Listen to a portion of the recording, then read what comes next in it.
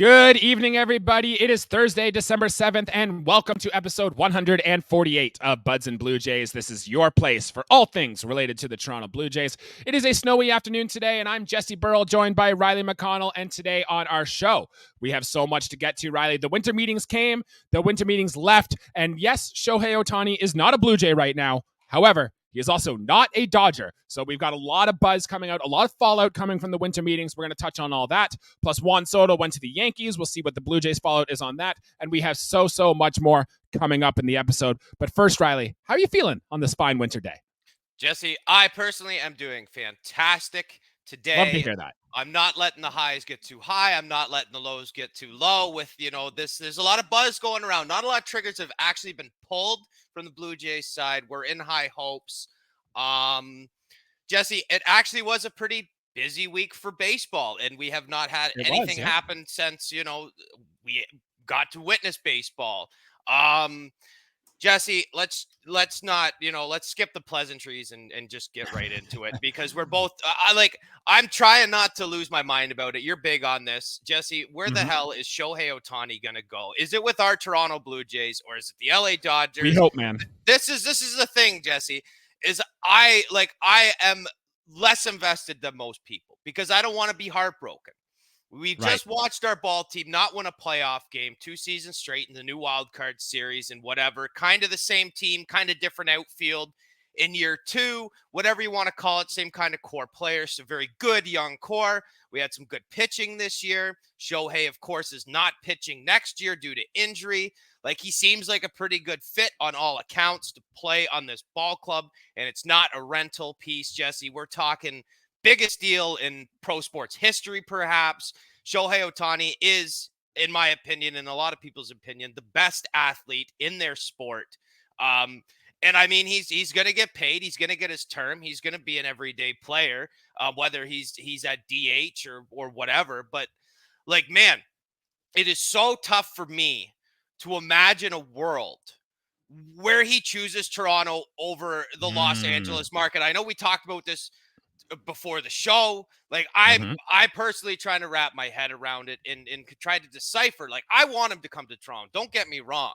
I'm just not as optimistic as most people are, Jesse. Like, boo me, bah humbug, Christmas spirit and all that. Like, bah humbug to me. Hey, I want it more than anybody, or as much as anybody, but I'm just not letting the highs get too high because it'll let the lows get too low, and I'll be ticked off and upset, we'll talk about Soto. He's not on the market anymore. We'll talk about him later in the episode. But Jesse, I'm trying to imagine a world where Shohei Otani is a Blue Jay. And you know what? Just if that's the case, just give him his ring now. He's that impactful of a player, but man, it's tough not to get sucked into it and let the emotions just run wild, because he is the best player available. He's the best player in our sport. And among the four pro major North American sports, he's probably at the top of the chart. So, Jesse, I'm just trying to imagine a world where Shohei Otani is to come to the Toronto Blue Jays ahead of the Los Angeles Dodgers. I am going to make my case for Shohei Otani to join Toronto later in this episode, so stay tuned for that. And I think I might be able to convince you, Riley, of just why he should choose Toronto over the LA Dodgers. But look, the Dodgers were always the favorite. They're still currently the favorite. No one should be surprised if Shohei Otani does pick the Dodgers. But we are a Blue Jays show. We are a Blue Jays podcast. Shohei Otani is the talk of the team, the talk of the sport, the talk of athletics in North America and in Japan right now. It is clearly the biggest story. And look, the fact that the Blue Jays, by most accounts, are top 2 right now, we're either the runner-up or the first one there, is wild. And if you've been following the Buds and Blue Jays account on Twitter, or following baseball sports media in general on Twitter, we've been talking along throughout the winter meetings. In fact, there is a report from Ken Rosenthal that the Blue Jays did indeed meet with Shohei Otani. He did fly to the Florida Complex team to check out the state-of-the-art pitching academy they have there and all the things they have there.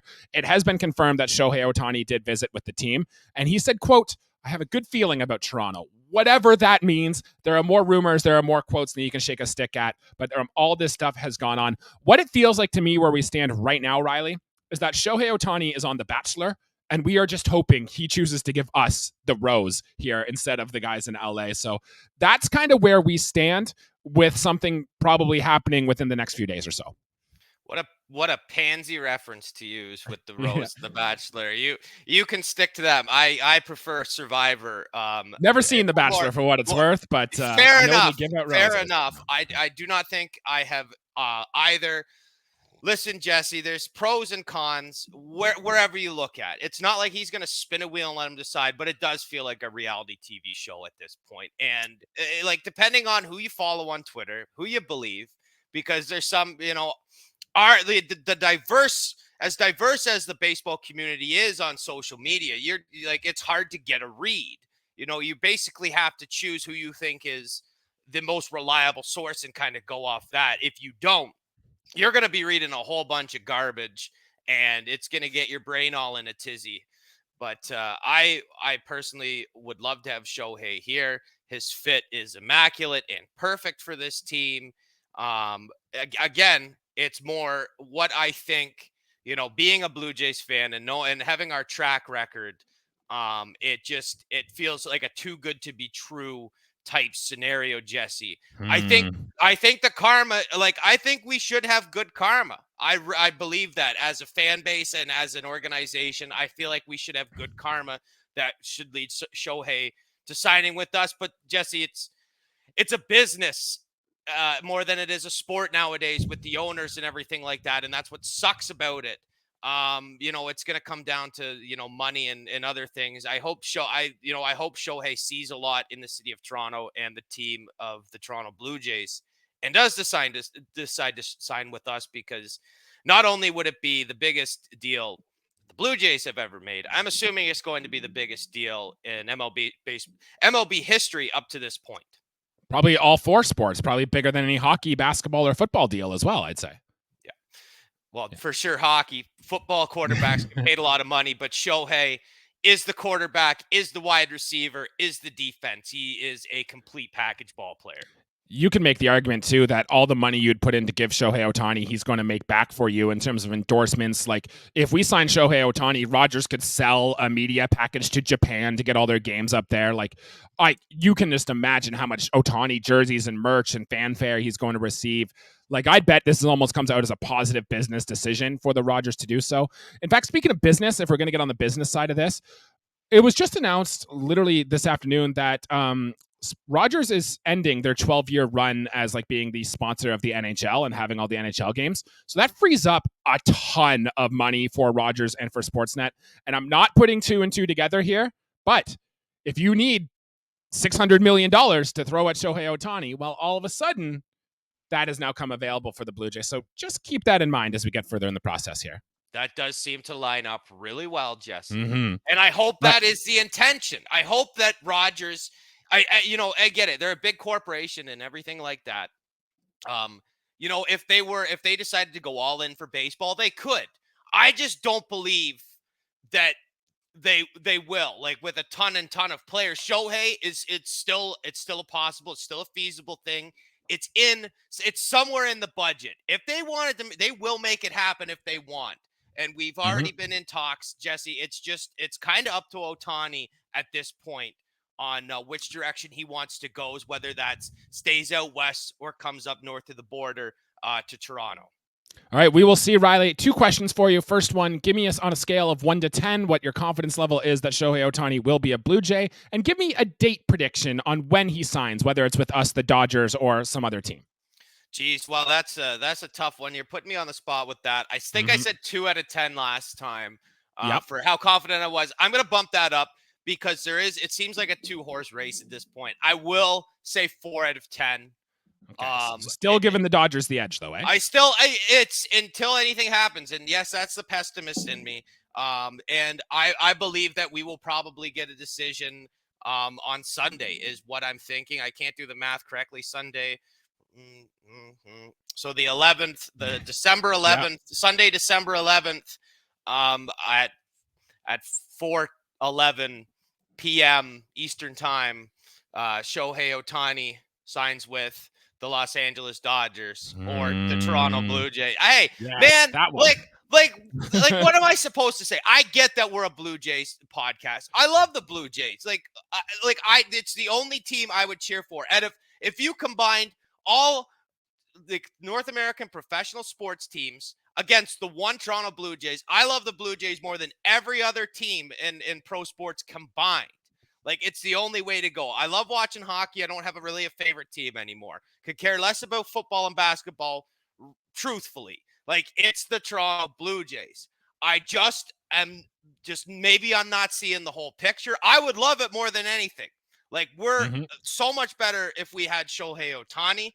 I just don't know if it will happen. I can't trust anybody at this point, Jesse. And That's true. That is true. It is tough to be a Blue Jays fan right now. It'll get a lot better if he signs with us. I believe that we have good karma. So I'll say my prayers before I go to bed tonight, and we'll see what happens at, 4:11 p.m. Sunday afternoon. All right, I just want to make my one case here on Shohei Otani and why I think the Blue Jays could actually make a selling point for it here. I'll run through this quickly, but the first thing is, look, I'm trying to think about what does Shohei Otani himself actually care about?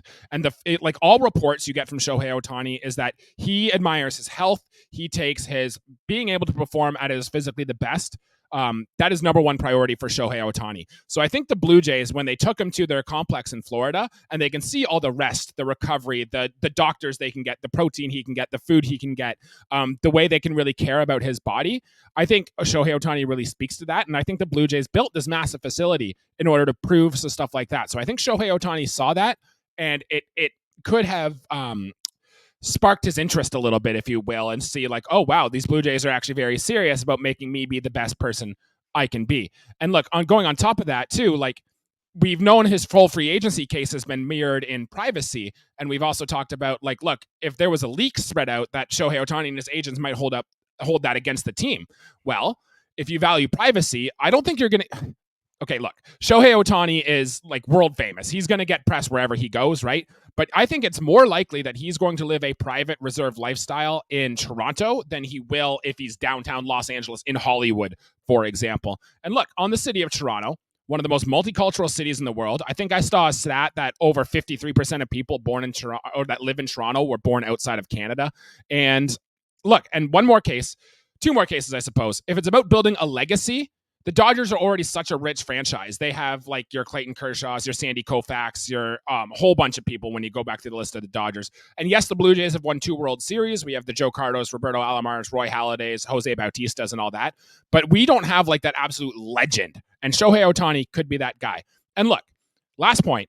If Shohei Otani wants to win, you can make an argument right now that the Blue Jays probably have a better rotation than the Dodgers do. You can make the argument that the Blue Jays bullpen is better than the Dodgers. And yes, they might have a better offense right now, but our core of players, our Bo Bichette, our Vladimir Guerrero Jr. and stuff, are significantly younger than your Mookie Betts, your Freddie Freeman, your Max Muncy. So you can make that argument with Shohei Otani. So I just wanted to put that out there. And that's what I'm spitting his direction to see if we can get Otani on board.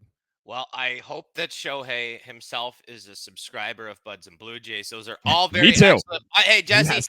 I'm on board with you. I don't disagree with any of that. I don't disagree with any of that. But you don't think that Shohei's going to want to go to South Cal Beach and do some yoga in the sand on a mat? Like, that's just, I don't know. Do that at the harbor in Toronto. Like, he's fine.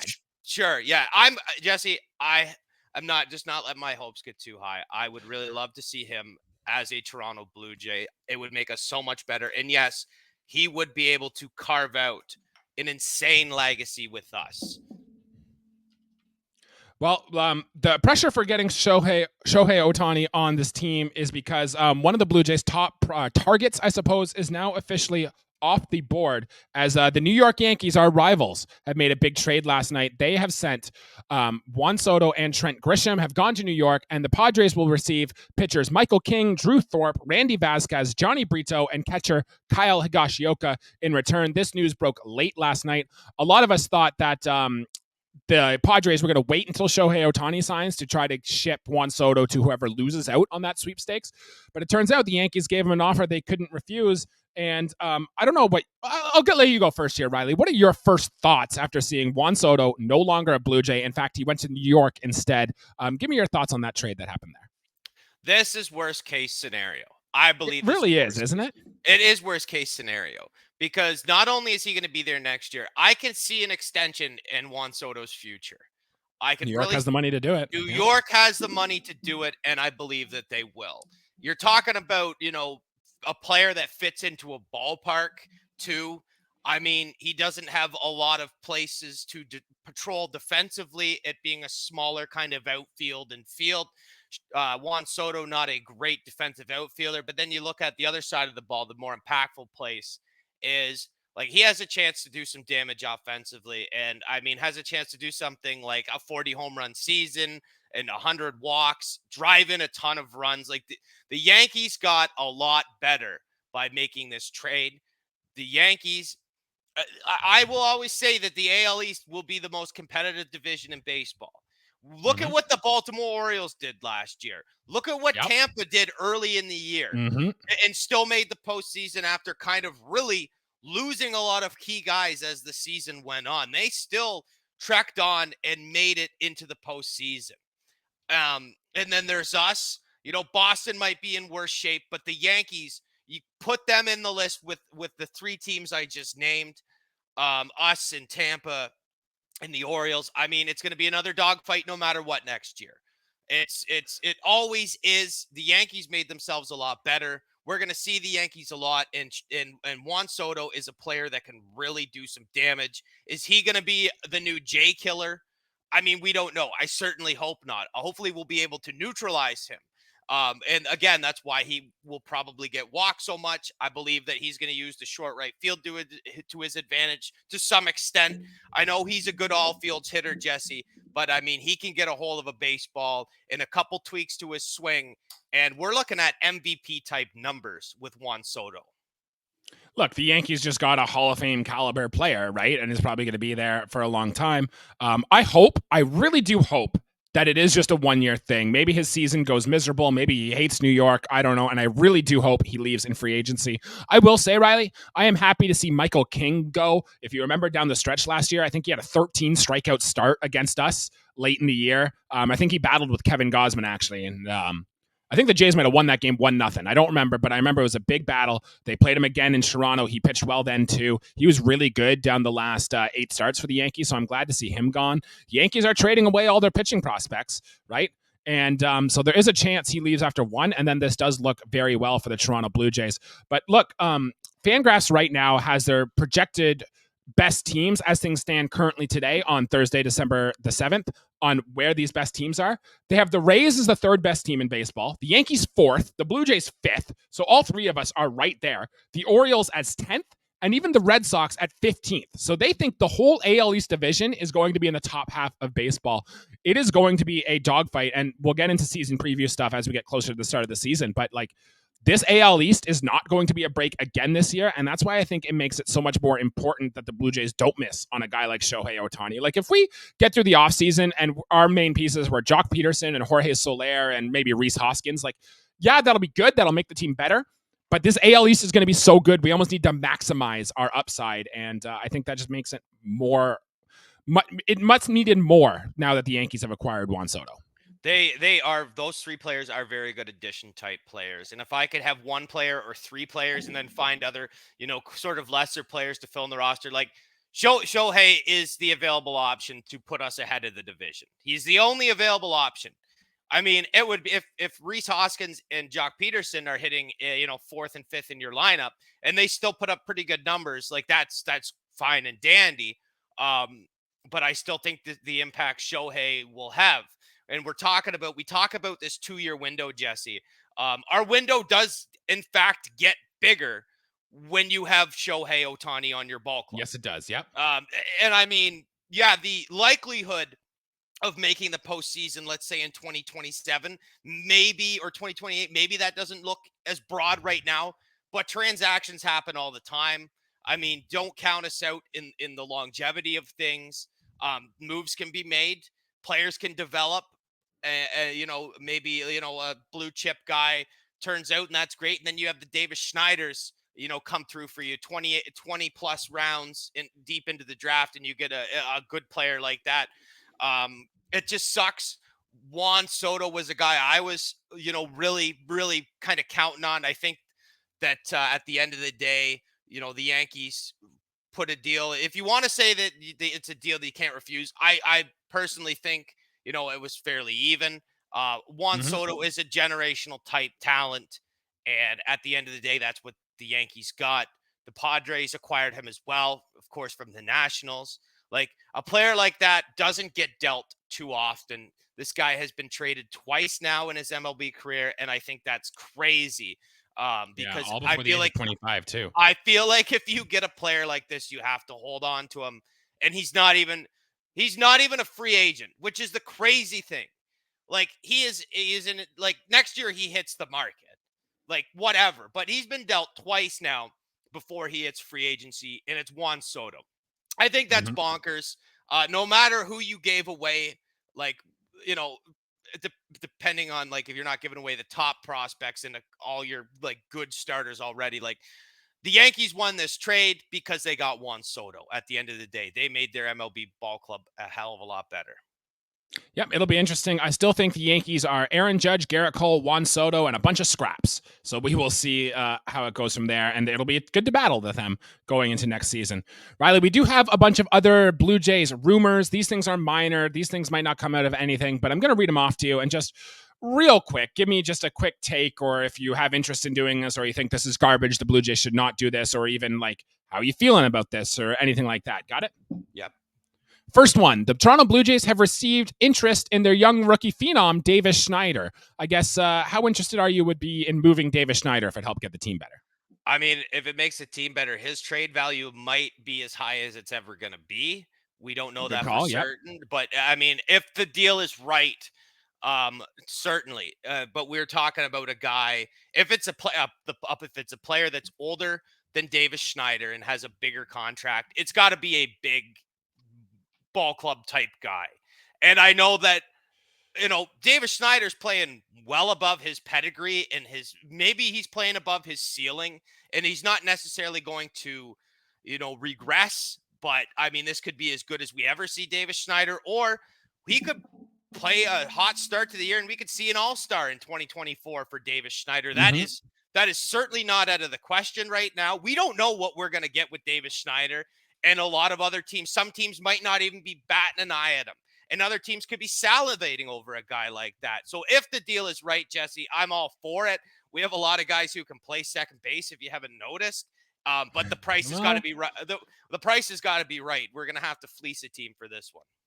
Yeah, I agree. I would like to keep Davis Schneider. I want to remind you listening at home, no player had more pitches outside of the strike zone called strikes against them than Davis Schneider did last year. That simply will not happen again next year, and that'll probably cut down the strikeouts, and we know the power is real for Davis Schneider. I want to see him still be here in Blue Jays blue.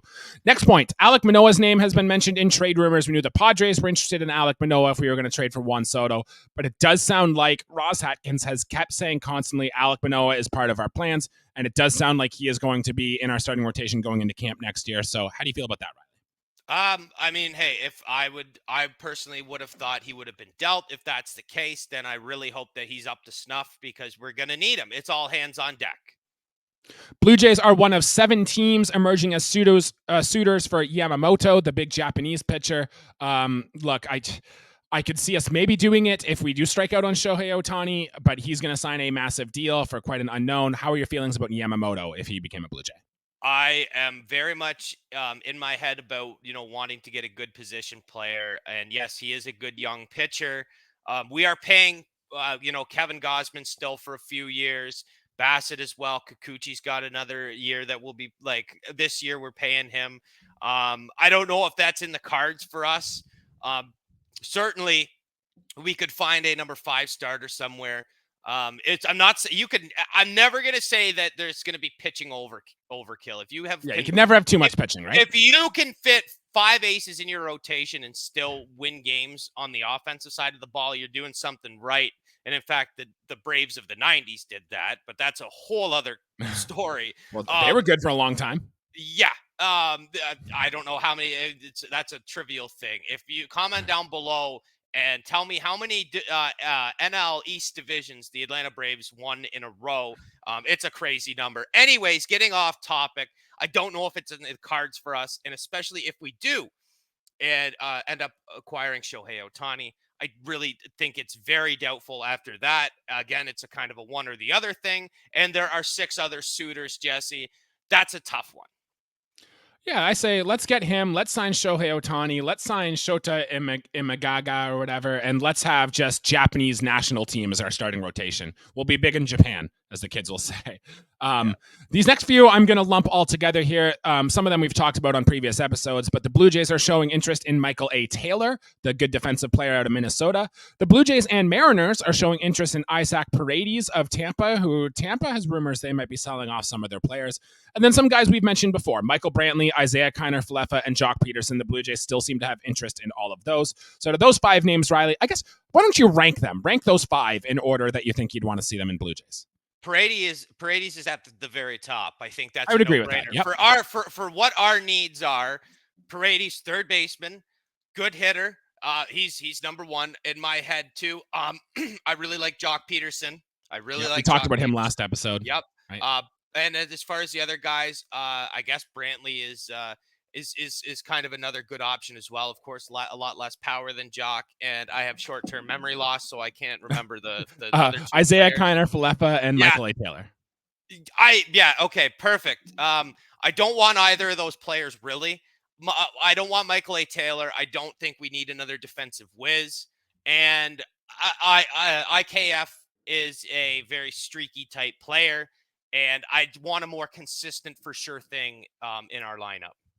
I think I'm with you. I'd go Paredes 1, Jock Peterson 2. I think I'd want to go Michael A. Taylor just for the defensive guy off the bench, can be a pinch runner, play good defense, especially if Kevin Kiermaier does go out where, because God forbid something happens to Dalton Varsho, he has to miss like a month.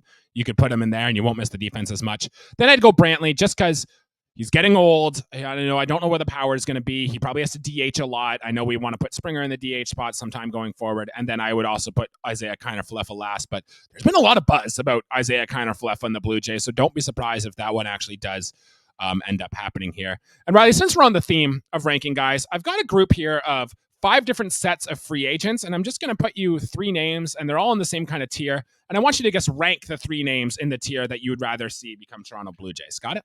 I like this. Let's shoot them at me, Jesse. I figured you would. So the first one, I went with the best position players available so far, and there is kind of a tier drop-off here, especially with Jeimer Candelario signing with the Reds last night. But these 3 names, Matt Chapman, Cody Bellinger, Teoscar Hernandez. Rank those 3 in what order you'd like to see them be next year. Oh, man. I mean, probably... we're going to go Teo first. That might be disputed. Then Chapman. And then I'm going to put Bellinger at number 3. It's amazing. Bellinger is probably the highest rated free agent of these 3, but I am also terrified of Cody Bellinger. Jesse, we've talked about this. We have talked about this. The injuries, the best of Cody Bellinger is sadly far behind him because he was starting off his career in one of the best fashions that you could. And I mean, I don't know how much I trust Chapman's bat. And yes, Teo is aging and whatever else, but I just have a feeling that there's still some pop in that bat, and that he might get lucky with getting bat on ball this year. There's always a chance for power in this swing, Jesse. Yep. I don't really want any of these 3, but I guess I would rank them Chapman, Bellinger, Teo. But I really hope all 3 kind of run their way and go course elsewhere.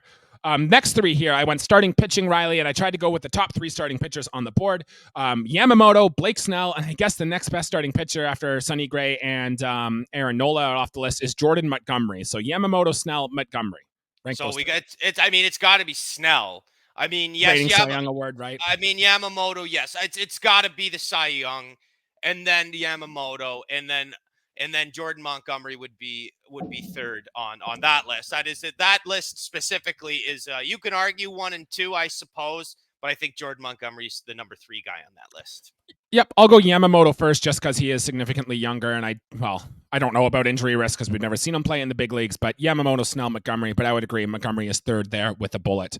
Now to relief pitchers, Riley, and I went with some higher-end relief pitchers' names here because, look, the Blue Jays are losing Jordan Hicks, so we probably could use another guy in the bullpen, even though our pen is pretty good, but you can never have too much pitching depth, right? So these three names: Josh Hader, Aroldis Chapman, or David Robertson. How would you rank these three? Hader number one in any book. Even Robertson if he number. cost a draft pick to sign I him? don't. I don't know, man. It really depends. Sure. Maybe for like if he might be the only relief pitcher that is worth a draft pick. Robertson 2, Aroldis Chapman 3. I Aroldis Chapman again, best years behind him, and Josh Hader is the best left-handed relief pitcher in all of baseball. And I certainly think he is worth a draft pick as a relief pitcher. He is one of the most effective guys out of the bullpen in all of Major League Baseball. And look, and I know Hader really only pitched in 1 inning stints for the Padres last year, but if you can get Josh Hader to be that guy that we saw in Milwaukee for years, who can pitch you 2 innings in the playoffs and just shut stuff down, the Andrew Miller role we saw in 2016 against us, that could be awesome. So I would go Hader, Robertson, and Chapman. I think Chapman's cooked, man. I think whoever signed him is buyer beware. Next list of three here. These are kind of the reserved outfielders, and there would be some familiar names on this list, Riley. I'm going to go Kevin Kiermaier, Tommy Pham, and Lourdes Gurriel Jr. How would you rank the three of them? I'm going to go Lourdes number one and Pham number two on that list. I think Lourdes had a really good year. I don't know if he's able to replicate that. And Tommy Pham is a bit older, although he also had a really good season as well. So, I mean, it's a toss-up, power versus contact there, because Lourdes does get good bat on ball. And hey, they wouldn't be. They're gonna get paid, and they're gonna fit in on a lot of teams. Probably not our ball club. Although out of those three names, I don't really see anyone coming to Toronto. I think there's better players available that we could find to use.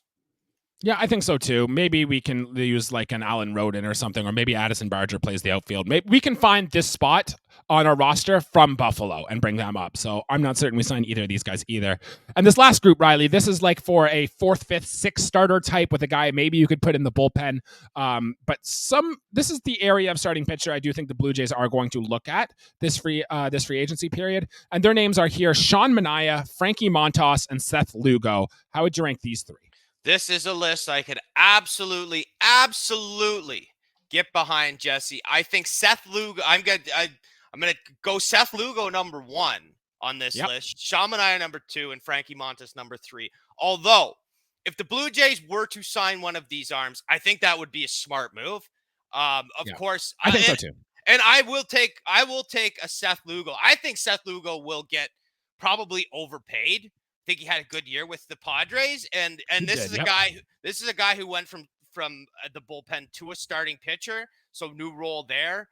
And as far as a guy like Manaea goes, he's seemed to has regressed a little bit, had the blue chip on him, hasn't lived up to the hype. And Montas is if he had all his pitches working, he's kind of like in the Tyler Glasnow territory of nasty with the velocity and break for Frankie Montas. If he is used properly and he has the right pitching coach in his career at some point and he avoids injury, like Frankie Montas has, like, the sky is the limit for an arm like that. But Seth Lugo would almost be perfect in a lot of senses. And I love that name. And I'm taking him over 2X Oakland Athletics because Seth Lugo is a name that I followed this year. Even in San Diego, because he looked really good. Yeah, Seth Lugo is my favorite. Like I said, I am worried maybe he just gets priced out of the range a little too much. Could you imagine Frankie Montas with that splitter working with Kevin Gausman and Eric Swanson, like two Blue Jays who have some of the best splitters in the organization? Could you just imagine if we can get that weapon back? That could be a real piece, but he was bad with the Yankees last year. He was hurt, and even when he did pitch, he did not pitch well. So we will see about that. But I do think this is definitely the range that the Blue Jays are going to target come next year. Yes, and if you had any three of those guys come out of the bullpen as a long guy potentially or a fifth starter type thing, like that's pretty good. In my opinion, that's pretty good. And you hope that if we do roll the die and sign one of those three names, you hope, that a guy like Frankie Montas bounces back. But Seth Lugo, great. Now you got me thinking. That's that's a really good sleeper name for the Blue Jays to go after. And that might be, he's not as young as either two of those guys in Manaea and Montas, but he is improving and in a new role, and I think he might get overpaid, but just milk the baseball out of him for what it's worth. and I think he'll be another good toolsy pitcher.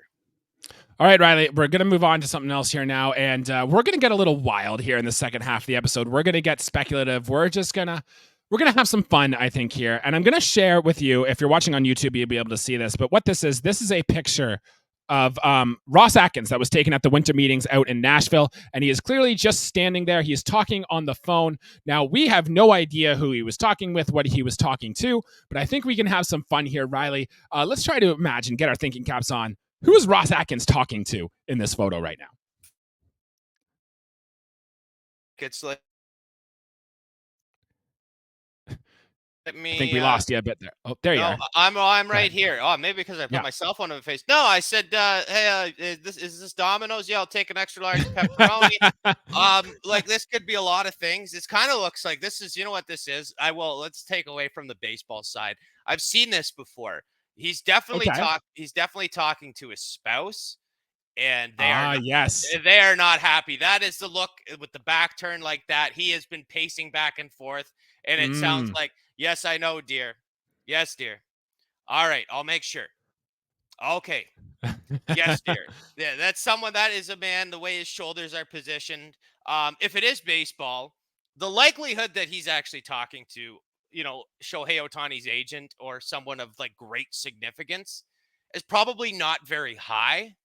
I would agree. Yeah. It could be a call to a family member for all we know. I hate speculating. That Delta map looks very confusing too. So he must be in one of the courtyards up there. Very nice looking, like nice greenery, shrubbery. Sure, of course. Cast iron looking tables. Like, of course, he's a very successful band. They put everybody in this industry in the five-star places. I would stay at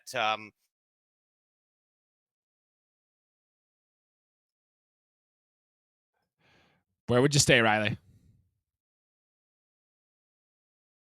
all the bells and he's got all the bells and whistles around him. Yeah, sorry, cut out a little bit there, but probably because Ross is trying to get a hold of me and phone me. That's right. But, it's 50-50 on whether he's even talking baseball related stuff. I'm sure he is. Could be a personal call though. Riley, it's obvious. I think it's obvious what Ross Atkins is doing here. He's trying to get on our show. I think it's what it is. He's trying to get a hold of our secretaries to see if he can schedule an interview. Our secretary. What is that? Is our secretary Isaac's dog? Ruff. Tonka is the guy. Yes, very well could be. I think, look, he is probably just taking calls. He's a busy man, whether it's an agent, whether it's ownership, whether it's whatever. It could just be his wife. Maybe he's trying to get tickets to stand in line at the Johnny Cash Museum while he's down there in Nashville. Who knows what it could be? But speculation is running wild this time of year, and it's doing the exact same thing with Ross Atkins there as well. So let us know what you think down below. See what you think here. Riley, we haven't really gone into projections much for next year's season, but Steamer did come out with their home run projections for the Toronto Blue Jays next year. And I thought it would be kind of fun if right now I can just go over the names, tell you what Steamer thinks they're going to hit, and we can just really quickly go over the 10 names I have here and give a rough over or under for the players for next year. You ready to get into it? Again, another game that I would love to participate in, Jesse. Let's hear these numbers. All right. Well, the first one, we'll start at the top. Steamer has Vladimir Guerrero Jr. hitting 36 home runs next year, Riley. The projections have always loved Vladimir Guerrero Jr. They loved him last year, too. And even though he still hit the ball hard, he did kind of underperform a little bit, hitting under the 36 home runs. In fact, the Blue Jays didn't have a 30 home run hitter at all last year. 36 home runs for Vlad. Does he have it in him? I'm going to take the lower on this one. It's not going to be by much. It's not going to be by much, Jesse, but I'm going to take the lower. Look, there's no doubt about it. He has 40, 50 home run upside. It's going to take a change in philosophy and approach.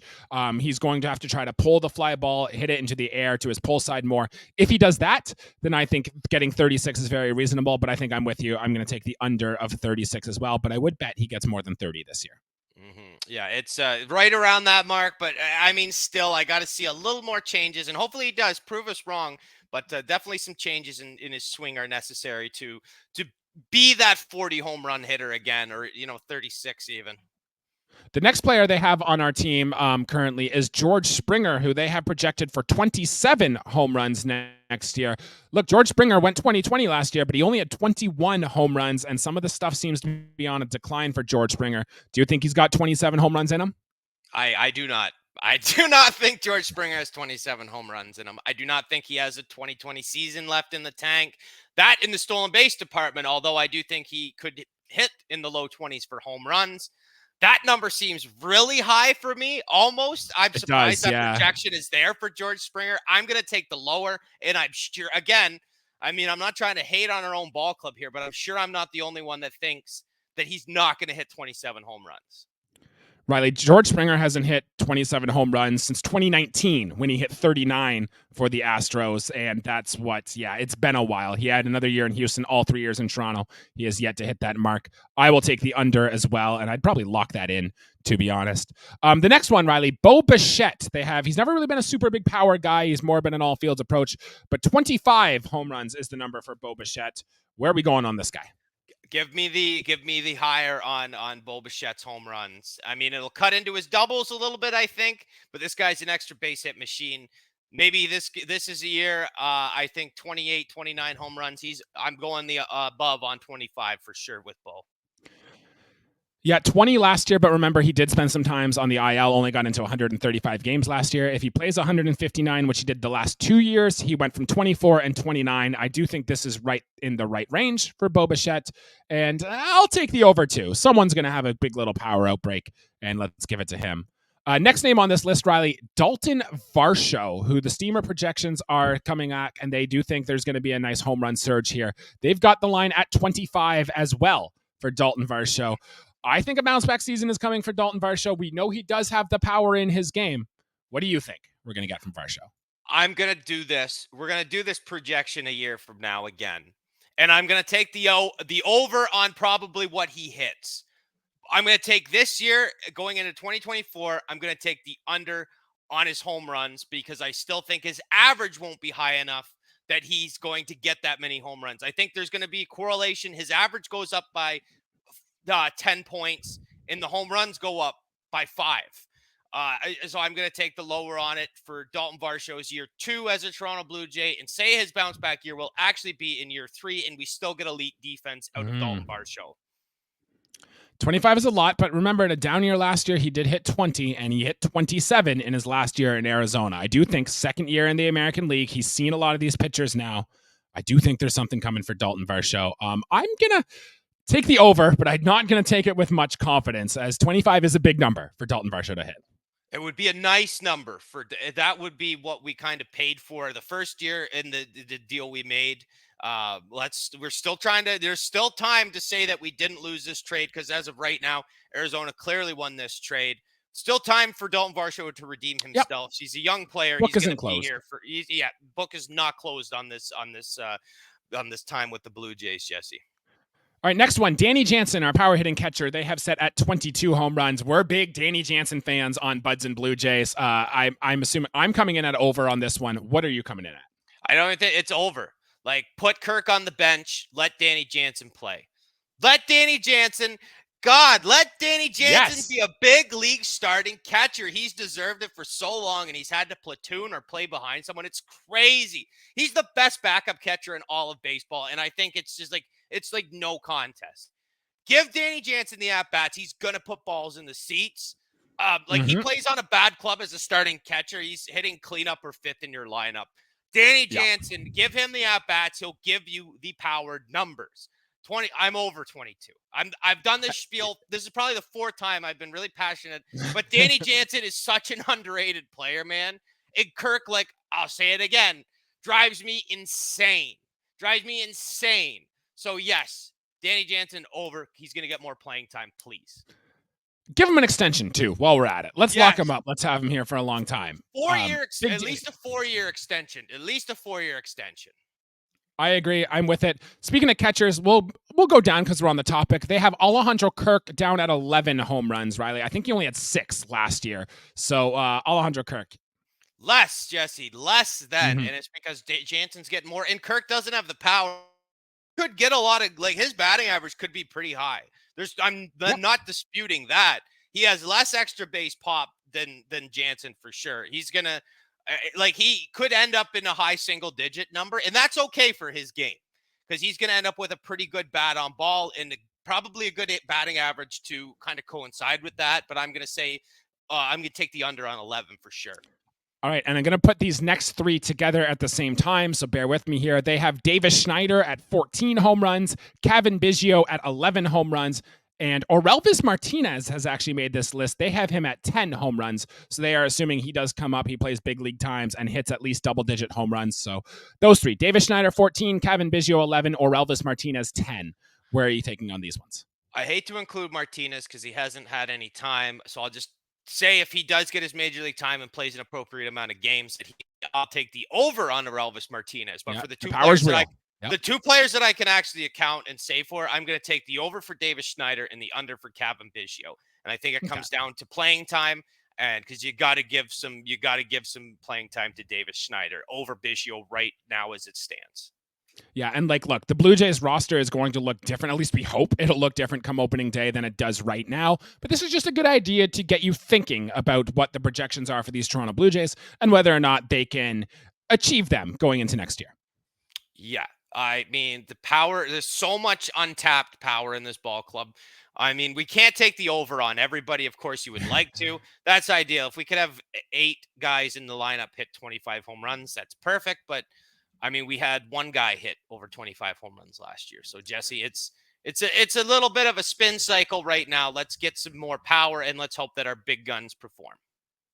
All right, Riley. Well, we're going to move on to some minor news and notes to get to the end of the episode here. And the first one, Riley, is that Cito Gaston was not elected into the Hall of Fame. He did receive 4 votes from the Electoral Committee. In fact, Jim Leland was the only one on that ballot to get into the Hall of Fame. Guess we'll have to wait another year for Cito. I know you and I both think he's very well deserving to get into the Hall of Fame, but let's hear it. What are your thoughts on Cito not getting in this time around? I don't like that. See, I think Cito deserves to be in the Hall of Fame. I think there's no disputing that. I don't want to argue that. I am very biased towards, certain players and certain baseball personnel. Jim Leland is my favorite manager of all time. Mm-hmm. I've said that before, Jesse. You know that I would run through a brick wall for that man if I was one of his players. I'm super happy he got in. It sucks that it's not Cito Gaston's time. He is one of the most deserving candidates to go in to Cooperstown as a manager right now. I fully believe that he will get in, Jesse. I think it's now just kind of a matter of time. It's unfortunate it wasn't this year because he has a rightful spot in Cooperstown. I think he'll get there too. Some other news and notes, Riley. Throw an award to Buck Martinez, who is the winner of the Jack Graney Award winner. It is given to the representative of the media who's made a significant contribution to baseball in Canada. Congratulations, Buck Martinez. In fact, we'll give you a little round of applause here, Buck Martinez. So thank you. I also want to give a round of applause to Adam Cimber, Riley, who has officially just signed a contract with the Los Angeles Angels. He is there for 1 year, $1.65 million, so cheaper than the arbitration number the Blue Jays would have had to pay him at. Look, over his 3 seasons here, he had a 3.22 ERA and a 1.14 WHIP. The Blue Jays do not make their gains without Adam Cimber when we acquired him at the trade deadline in 2021. So thank you for your tenure, Adam Cimber. Sure was fun watching these sidearmers pitch. Anything to say on Cimber before we get to the other ones? Adios, right-handed Aaron Loop. Good luck. Absolutely. The Tip O'Neill Award was handed out this year. Remember, Jordan Romano won it last year. This year, it went to Josh Naylor of the Cleveland Guardians, award that is given out to the best Canadian baseball player in the league. He beat out Jordan Romano, Edouard Julien, Matt Brash, among others. Congratulations to Josh Naylor, young guy who I'm excited to see play for Team Canada in future World Baseball Classics.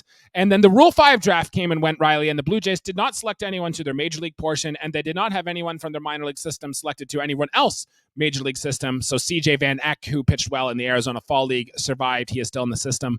But the Blue Jays did do some moves on the minor league side. We've got outfielder Alexis Hernandez from the Boston Red Sox, who actually is a very good defender. He's kind of versatile. He did have a couple home run robberies down in the minor leagues, which is always very fun to see. But he's 21 years old. He slashed 267, 380, 379, so more of an on-base, not so much of a power guy. 3 home runs, 24 ribbies in 46 games last year, and he also stole 13 bases. So there's tools here. And look, if Buffalo needs another outfielder because the Blue Jays are taking those outfielders, this could be just a name to know in the Blue Jays system. There's a lot of players, throughout major league organizations, and I like to fill those positions. With a young guy rather than an older player. So he's able to develop and things like that. So I mean, yeah, I mean, we didn't need to take anyone on the 40-man Rule 5 draft. That was a no-brainer. We kind of figured that. And as far as our minor league goes, yeah, beef it up with some young guys, a speedy outfielder with good on base. That's I like those tools. Uh, Probably, runs more abundant than not, but at the same time, too, organizational depth is very important. I agree. The Blue Jays did lose some names as well. See if I can just find it on my list here. Nothing of major. Yeah, infielder Trevor Schwecke was selected by the Phillies. Infielder Angel De Rosario was selected by the Twins. Names, minor things to know, but they are just no longer in our system. And look, they could always be returned back to the Blue Jays at a later date. Yeah, Schwecke, the only thing we lost with him really was a really cool last name.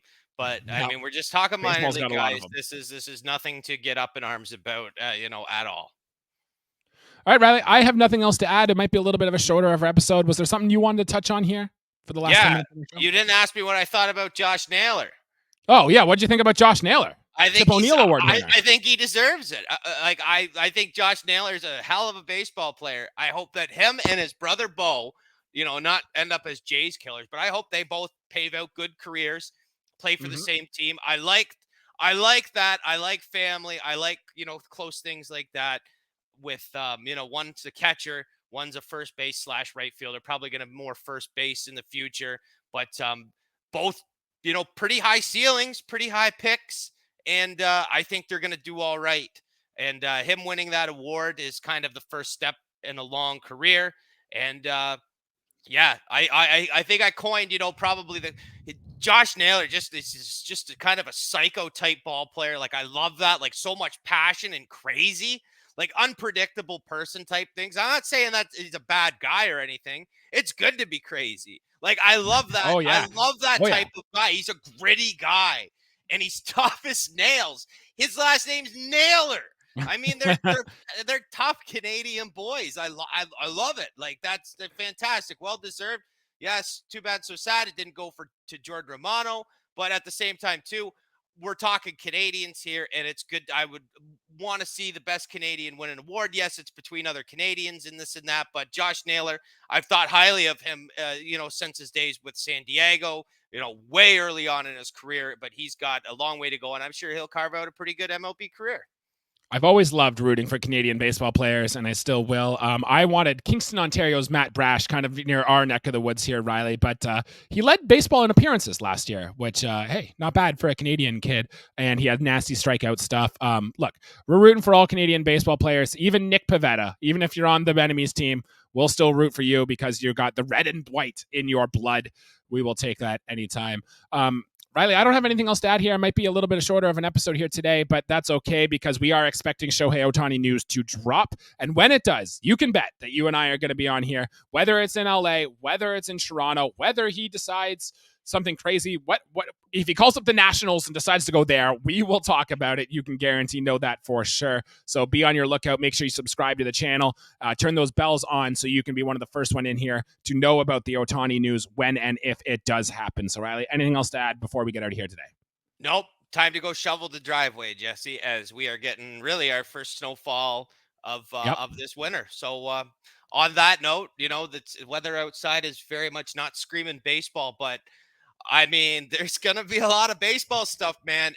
Expect an episode here, real quick, like we usually do every Thursday, Jesse. I think we're gonna have to hop on and give some sort of press to our followers on what the heck just happened. And I'm sure I'll be at you. I'm probably gonna have a couple pops on Saturday night. So if you get a text message at around 10 o'clock at night, just be known that I'm probably pretty anxious about where Otani's gonna land. Let's hope they are celebratory ones that we can celebrate with you as well. So that'll do it for episode here today. We'll see you guys, I guess, later this week. If not, we'll see you next Thursday. Until then, we'll see you guys later. Thanks, guys.